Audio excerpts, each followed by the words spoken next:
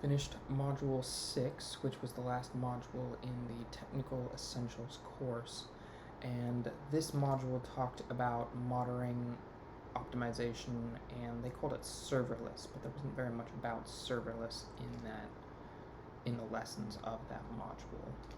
The breakdown was for monitoring, basically just talking about CloudWatch, which is the basic version is free, and that sends logs one data point every 5 minutes per metric that is being measured on every resource. Best way that I can think about it is it's similar to Resource Monitor in Windows, the tool that collects all those metrics, because you can, similar to Resource Monitor, build out dashboards that are looking at specific metrics and pull those up for quick review of what's happening in any given instance. There are some services like Lambda that automatically send metrics to CloudWatch, but other instances like EC2 need to have an agent installed before it will send. So there is a little bit of work that needs to be done to configure that.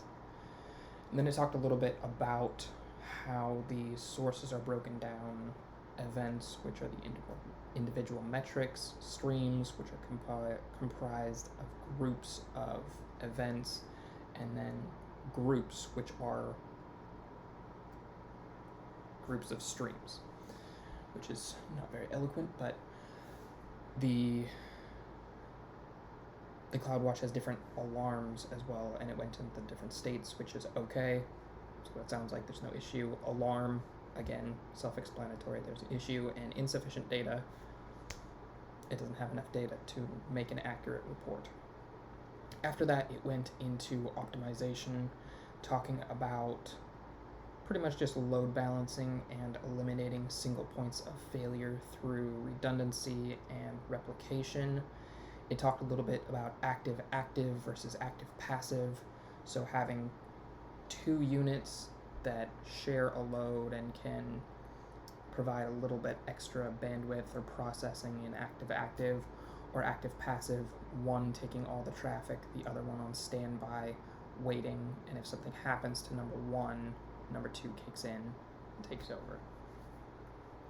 Talked a little bit more about the elastic load balancing and how there are 3 different types. There is the application load balancer, which is layer 7, although it only deals with HTTP and HTTPS, layer 7 being of the OSI model, the application layer. I might have named that differently because it only deals with the web traffic.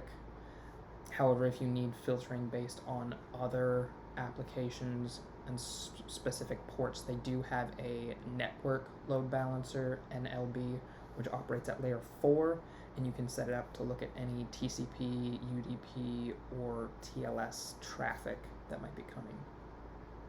Finally, they have a gateway load balancer, which is just layer 3 based on IP addresses, and they didn't really touch on that at all. ELB generally uses round robin. It sounded like there was a way to configure that for different models of load balancing. Round robin just goes one to here, one to here, one to here, and then it goes back in a circle and just distributes it evenly. And it sounded like there was a method you could use that sends it to the least utilized, which would assist in traffic, or if you have instances that are of unequal resource utilization or configuration.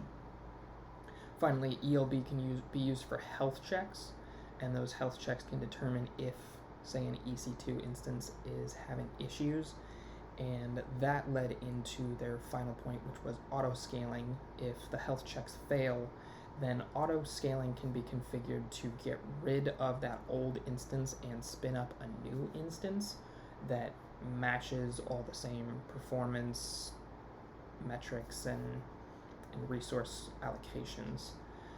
So if you have, say, a web server or something, you could spin it up to host that code, and it'll automatically replace those. With the auto scaling primarily comes into play with active. So if you have multiple servers working together to host the same thing, you can set up the minimum number, the maximum number, so there are controls over what it spins up and spins down, and it'll automatically manage that. The three main components that they talked about for the auto scaling were the launch template, which basically comes down to what resources should be scaled. So if you have an EC2 instance already, or a cluster of EC2 instances, you can point the template to an EC2 instance, and it'll just pull all of that information, and that'll be the template for the new instances that it spins up. There is the auto scaling group. So I mentioned it can control the number of instances that are spun up or spun down, and that group is where it counts those. So if you have a cluster of, say, 3 EC2 instances, you would make a group out of those, and then it would add or remove from that group based on the metrics that you specify. And finally, the scaling policy, which is how it knows when to scale up or scale down.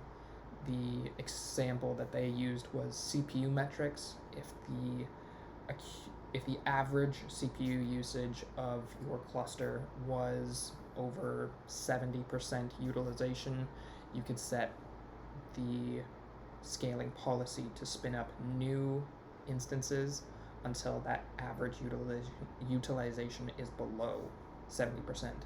And then as it continues to drop further, when demand dies down, it'll decommission the extra EC2 instances that it spun up. So that was the basic rundown of that course. I will be obviously continuing my study. I'm going to be making a slight shift.